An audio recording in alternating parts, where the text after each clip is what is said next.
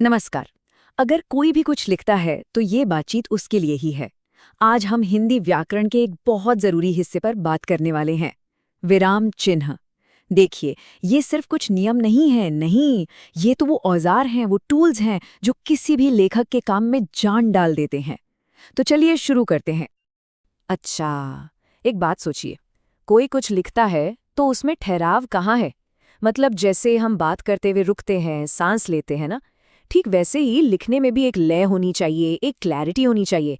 और ये ठहराव, ये क्लैरिटी आती कहाँ से है? जी हाँ, विराम चिन्हों से।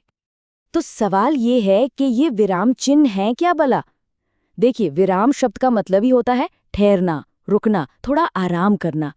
सीधी भाषा में कहें तो ये लिखने की दुनिया के ट्रैफिक सिग्नल है, एकदम वैसे ही। ये पढ़ने वाले को गाइड करते हैं कि भाई कहाँ रुकना है, कितनी देर रुकना है, और जो लिखा है उसका असली मतलब क्या है। वैसे क्या कभी अंदाजा लगाया है कि हिंदी में कुल कितने विराम चिन्ह हैं? जाने माने विद्वान श्री कामता प्रसाद गुरुजी के हिसाब से इनकी संख्या है पूरी 20। जी 20। और आज हम इन्हीं 20 पावरफुल टूल्स के बारे में जानने वाले हैं। देखते हैं कि ये लिखने के अंदाज को कैसे पूरी तरह से बदल सकते हैं। तो आगे हम क्या क्या देखने वाले हैं? सबसे पहले एक छोटा सा परिचय, फिर बात करेंगे ठहराव और प्रवाह के चिन्हों की। उसके बाद देखेंगे कि कौन से चिन्ह वाक्य को आकार देते हैं। कुछ स्पेशल राइटिंग टूल्स पर भी नजर डालेंगे और आखिर में बात होगी साफ सुथरे लेखन की कला की। चलिए तो फिर अपने टूल किट का पहला सेक्शन खोलते हैं, ठहराव और प्रवाह के चिन्ह। ये वो सबसे बेसिक निशान है जो पढ़ने की स्पीड और रिदम को कंट्रोल करते हैं। तो सबसे पहले आते हैं अल्पविराम यानी कॉमा और अर्धविराम यानी सेमीकोलन। अल्पविराम यानी कि कॉमा का इस्तेमाल होता है सबसे छोटे से पॉज के लिए, जैसे राम, श्याम और मोहन आए, बहुत छोटा सा ब्रेक। वहीं अर्धविराम यानी सेमीकोलन का ठहराव कॉमा से थोड़ा ज्यादा होता है, जैसे मैं असफल होता रहा फिर भी मेहनत करता रहा। देख रहे हैं, ये छोटा सा फर्क ही पूरे वाक्य का मतलब और महसूस करने का तरीका बदल देता है। और अब आता है लिखने की दुनिया का सबसे बड़ा स्टॉप साइन, पूर्ण विराम, डॉट। जब भी कोई बात या कोई वाक्य पूरी तरह खत्म हो जाए, बस वहां ऐसे लगा दीजिए। ये पढ़ने वाले के लिए एक साफ सिग्नल है कि एक आइडिया यहाँ खत्म हो गया है, अब आगे बढ़ो। अच्छा, अब बारी है अपूर्ण विराम यानी कोलन की। इसका इस्तेमाल तब होता है जब हम ये बताना चाहते हैं कि रुको, आगे और भी कुछ आने वाला है। मतलब कोई लिस्ट हो, कोई एक्सप्लेनेशन हो। जैसे फल कई प्रकार के होते हैं, आम, सेब और केला। ये एक तरह का सिग्नल है। ठीक है, तो चलिए अब अपने टूलकिट के अगले हिस्से पर चलते हैं और उन औजारों को देखते हैं जो हमारे वाक्यों को एक खास शेप, एक गहरी मीनिंग देते हैं। यहाँ पर है दो तरह के कोट्स। एक है सिंगल कोट्स यानी सिंगल कॉमा। इसका इस्तेमाल होता है किसी खास टाइटल के लिए, जैसे कोई किताब हो, कमायनी। और दूसरा है डबल कोट्स यानी डबल कॉमा, जिसका इस्तेमाल हम तब करते हैं जब किसी की कही हुई बात को हूबहू बिल्कुल वैसे का वैसा लिखना हो, जैसे सुभाष चंद्र बोस का वो मशहूर नारा।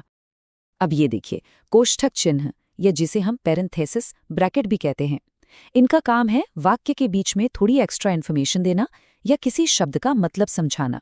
जैसे यहाँ विपरीत का मतलब साफ करने के लिए ब्रैकेट में लिख दिया उल्टा। इसकी सबसे अच्छी बात यह है कि ये मेन सेंटेंस के फ्लो को बिल्कुल नहीं तोड़ता। अच्छा, योजक चिन्ह और निर्देशक चिन्ह, ये दोनों अक्सर लोगों को कंफ्यूज करते हैं। ध्यान से देखिए, योजक चिन्ह एक छोटी सी लाइन है जो शब्दों को जोड़ती है, जैसे माता पिता। दूसरी तरफ है निर्देशक चिन्ह। ये एक लंबी लाइन है और इसका काम है किसी चीज की तरफ ध्यान खींचना। जैसे अध्यापक ने कहा कल छुट्टी है, तो एक जोड़ता है, दूसरा इशारा करता है। चलिए अब बारी है हमारे टूलकिट के कुछ और स्पेशल, एकदम खास औजारों की। ये वो चिन्ह हैं जो लिखने की कुछ बहुत ही स्पेसिफिक जरूरतों को पूरा करते हैं। ये बड़ा मजेदार है।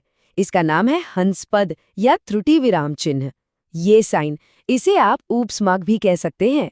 मतलब लिखते लिखते कोई शब्द छूट गया, कोई बात नहीं, बस ये निशान लगाइए और छूटा हुआ शब्द ऊपर लिख दीजिए। इसका इस्तेमाल देखिए कितना आसान है। मान लीजिए वाक्य है महात्मा गांधी जी राष्ट्रपिता कहा जाता है। अरे यहाँ तो को छूट गया, तो बस जहां शब्द छूटा है वहां ये हंसपद का निशान लगाया और ऊपर को लिख दिया। हो गया वाक्य सही, बिना किसी काटापीटी के। अब फटाफट 3 और बहुत काम के उपकरण देख लेते हैं। पहला है लाघव चिन्ह यानी जीरो। ये शब्दों को छोटा करने के काम आता है।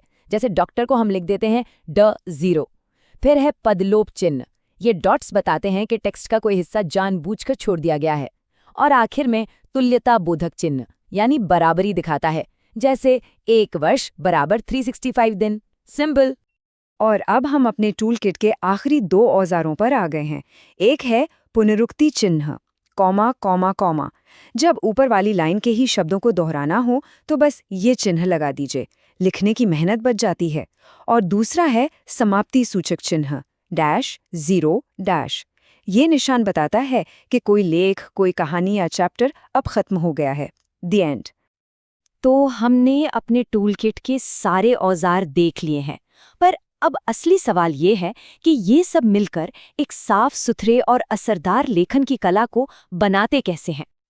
देखिए, सबसे ज़रूरी बात यह है कि इन 20 चिन्हों को सिर्फ जानना काफ़ी नहीं है, इन पर कमांड हासिल करना ज़रूरी है, क्योंकि यही वो चीज़ है जो किसी के भी लेखन को सिर्फ करेक्ट से इफ़ेक्टिव बनाती है।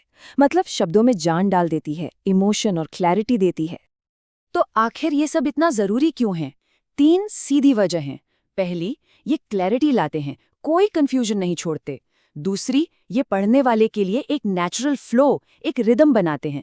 और तीसरी, जो सबसे ज़रूरी है, ये भावनाओं और इरादे को सही तरीके से सामने वाले तक पहुंचाने में मदद करते हैं। तो अब जब ये पूरा टूलकिट सामने आए हैं, तो सवाल ये उठता है कि अब किसी का लेखन क्या कहेगा? क्या वो पहले से ज़्यादा साफ होगा, ज़्यादा लयबद्ध, ज़्यादा असरदार होगा? इस पर सोचिएगा ज़रूर।